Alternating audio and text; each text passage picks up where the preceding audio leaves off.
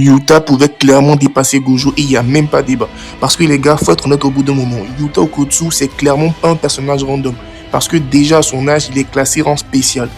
En plus de ça, il a une réserve d'énergie occulte colossale. Et comme si ça suffisait pas, le bougre, il a Rika. Genre déjà là, on parle d'un perso qui peut littéralement copier n'importe quelle technique et après l'utiliser à la perfection. Je sais pas si vous vous rendez compte de ce que ça veut dire. Déjà dans le chapitre 0 de JJK 0, Yuta bat Geto. Et attention les gars, on parle là d'un ancien exercice de grade spécial. Et en plus, il le bat avec une réelle maîtrise de son familier Rika.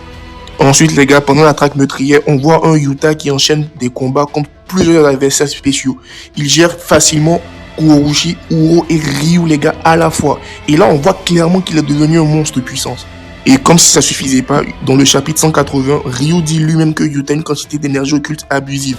Genre là, le gars lui-même est choqué du niveau de son Ops. Et pour finir les gars, dans le chapitre 90 de JJK, Gojo lui-même dit que Yuta pourrait un jour le dépasser.